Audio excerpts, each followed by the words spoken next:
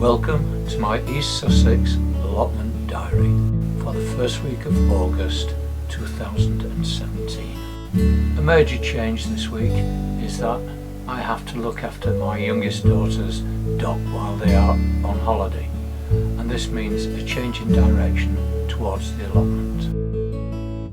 So instead of turning right, I now turn left,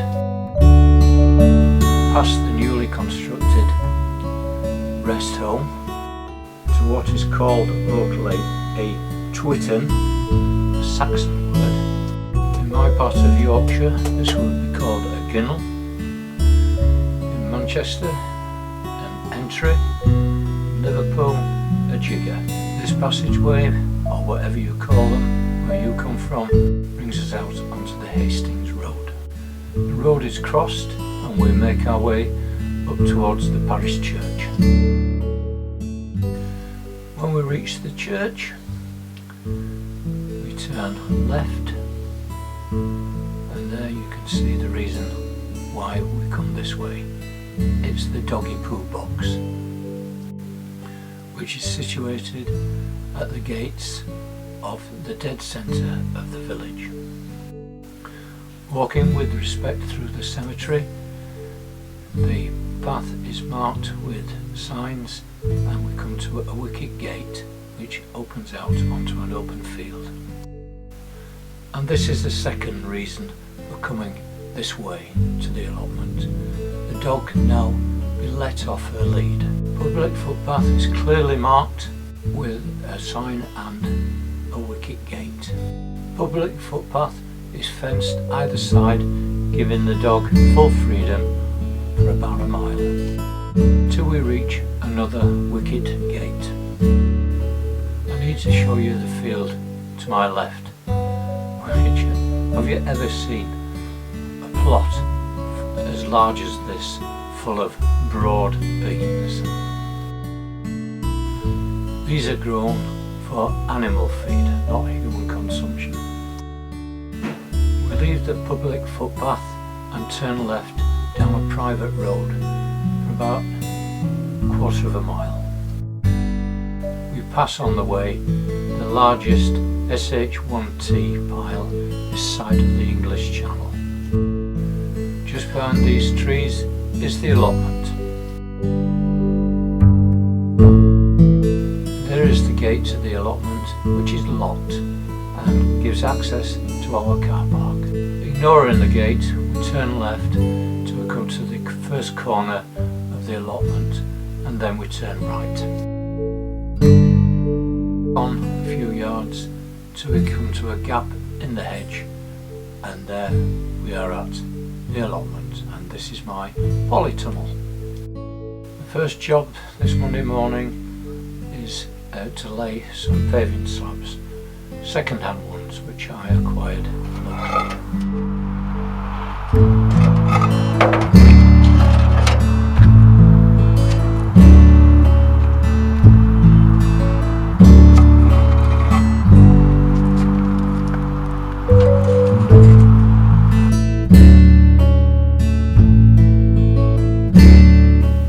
2 years ago I laid some carpet over this remaining third of the allotment, and it's kept the weeds at bay.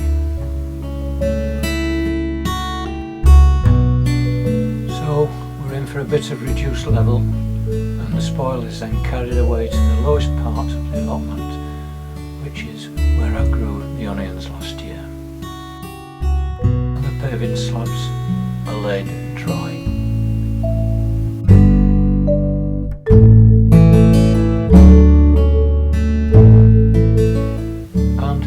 Other allotmenteers on the plot, it was down to weeding the onions. One of those important jobs that has to be done. And as the junior gardener said to the head gardener, "What's in it for me?" The reply, "A bucket full of weeds." And here we are, all complete. The autumn salad crops I sowed last week are now making an appearance through the ground and the soil.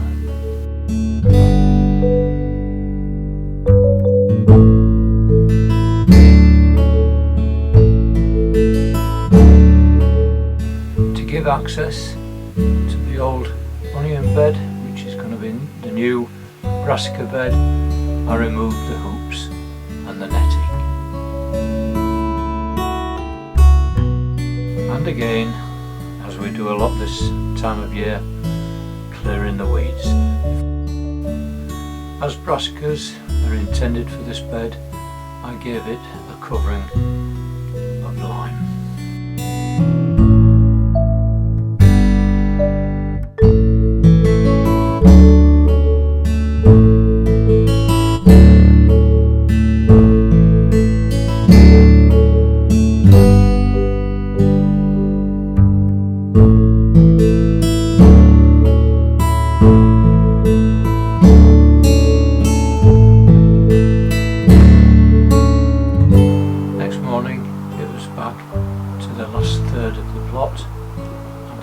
Some more reduced levelling and transporting the soil excavated down to the new Brassica bed.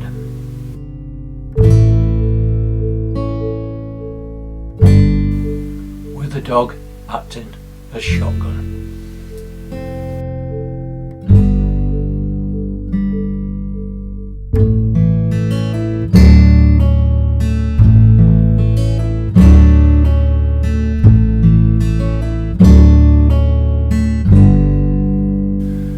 While tipping the soil in here, I don't know if you can notice, but the wind is suddenly coming up and becoming rather strong.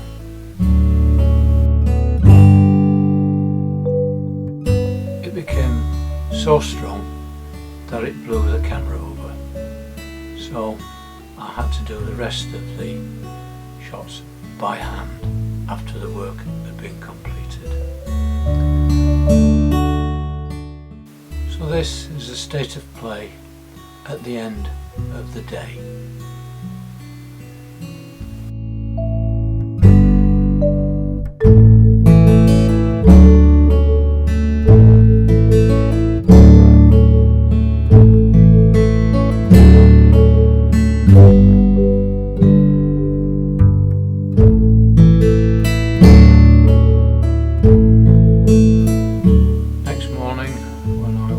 To water the tomatoes, I found that 2 of them have been blown over by a sudden gust of wind. When I say a sudden gust, I don't know if you noticed, but the polytunnel breathes in and out like a set of lungs, and it creates negative pressure, and it must have been that strong that it pushed over the tomatoes.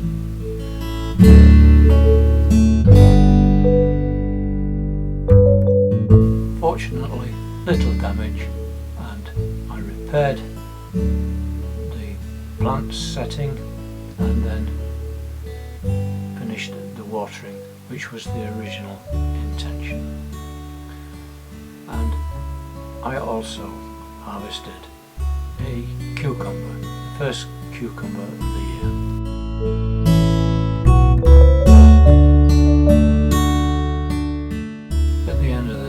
I thought I would just take a quick shot of the gladioli which are coming into bloom.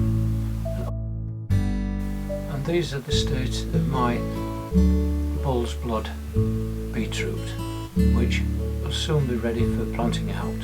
So here we go, preparing a bed for them to go into.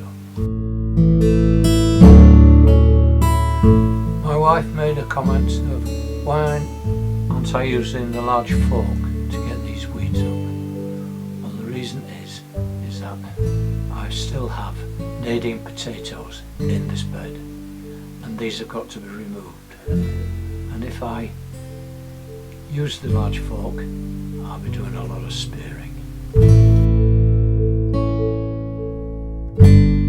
With the general weeds now removed, I concentrated over the next couple of days in harvesting the Nadine potatoes.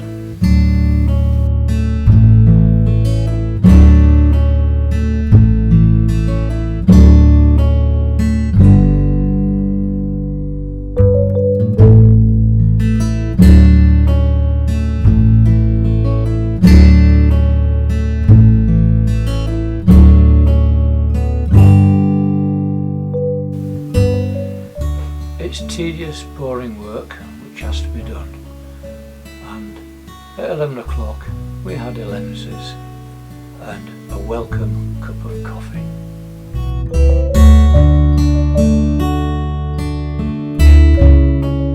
Dog had fresh water and a number of dog biscuits.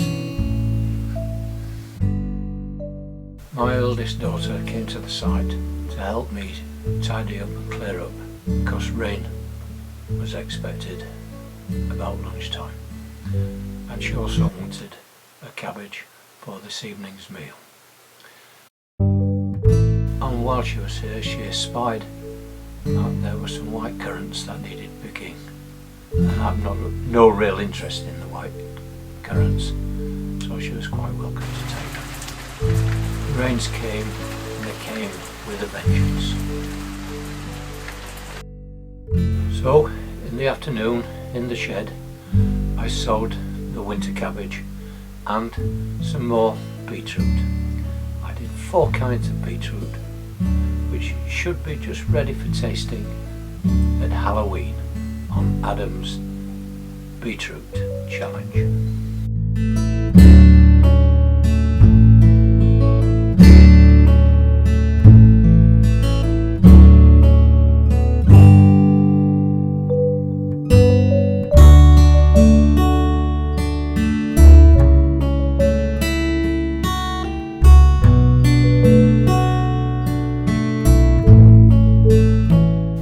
So next day it was back down to the plot to finish off doing the harvesting of the Nadine potatoes to get this bed ready for the prospective beetroot plants. So there we go. That's the first week in August over and done with. Thank you for watching. I hope you've enjoyed the video, and if so, give me a thumbs up, but most of all, please do comment, and if you've not already subscribed, please do so. But till next week, it's saying bye.